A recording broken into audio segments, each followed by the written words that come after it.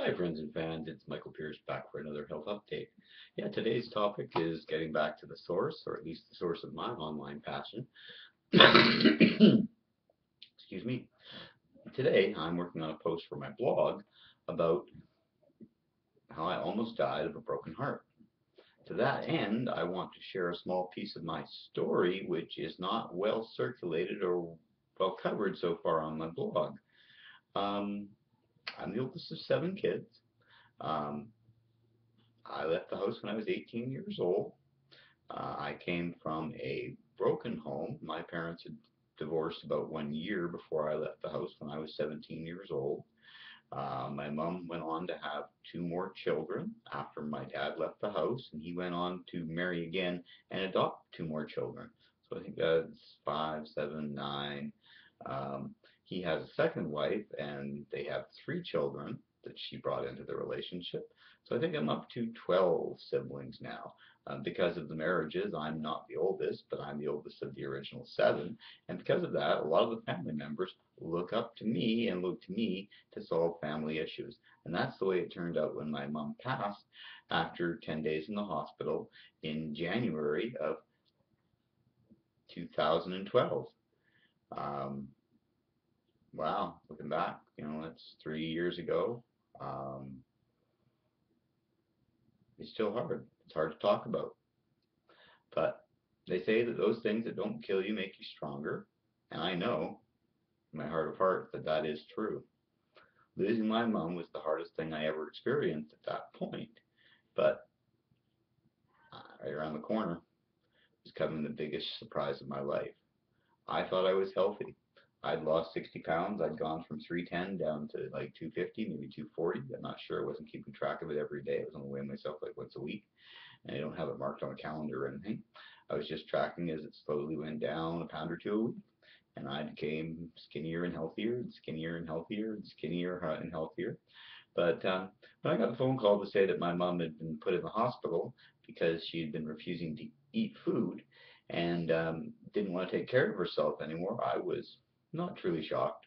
It had been 4 or 5 years since my mom had lost her license due to being night blind, and for her, really, that was the last straw. When she was 61 and they took her driver's license away, and she felt that she could no longer go out in the community and help people, and get this woman with three different disabilities that could prevent the average person from participating fully in life was still out active every day at 61, driving herself around. She was a member of the Red Hat Society. She took really big pride in doing community service work. And it was when she was unable to contribute anymore to her community that she started to withdraw and started to really not take as good a care of herself as she had previously. Taking care of herself had never been her strong suit, but honestly, after she had lost her license and her mobility and freedom, it really was for her the final straw, and she gave up basically. I wish I'd been closer, and I wish I'd been in a stronger financial position at the time. I might have been able to help her out. But the long and short of that was people, and I know this to be a fact because it was my experience, that don't want help. No matter what you do, give them, offer them, get them to try. It's not going to work for them unless they truly want to be healthy. They'll lose it. If you give them something, they'll give it away. They'll lose it. It'll get destroyed. The dog will eat it. The same homework story.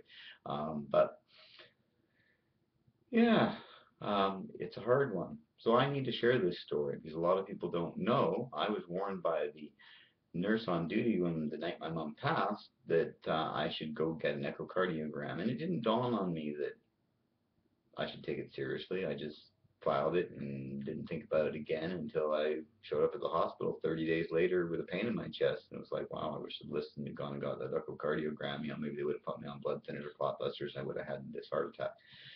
But it turns out I needed to have this heart attack. I had three 90% blockages, two 70% blockages, and honest God, if I hadn't gotten help, I would have died. Even though I was taking these wonderful food supplements that had allowed me to lose 50 or 60 pounds, I still had a heart attack. The amazing thing is, the food supplements I was taking um, to lose the weight and to solve the depression issue that had gotten me to that point were cardioprotective. I had no idea. I don't think a lot of other people had any idea. It had been discussed a little bit in the book Glutathione that Dr. Gutman had written, but literally the day I was being healed in the hospital by having four shiny new stents put in my heart, three on the right and one on the left, the company or a medical research branch of somebody was publishing an article that showed that amino whey protein I was taking was cardioprotective.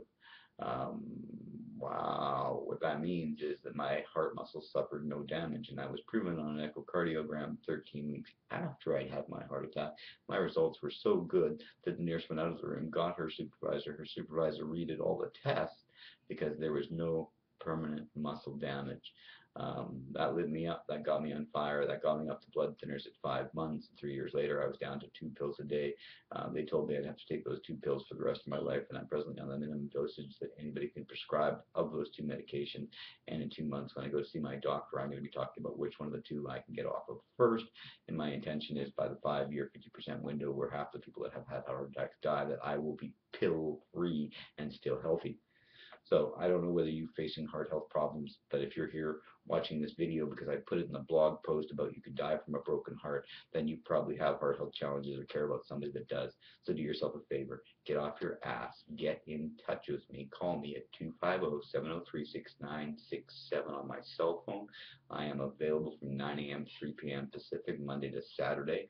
I can answer your questions. Please feel free to contact me.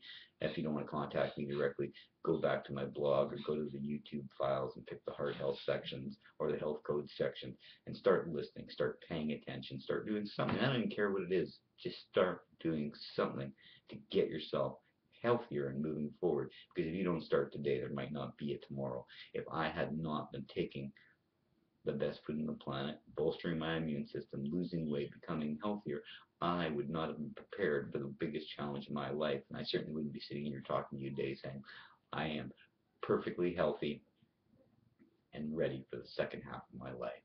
So if you want to be excited about getting out of bed, jump up in the morning like you can attack life with your full energy, you need what I've done.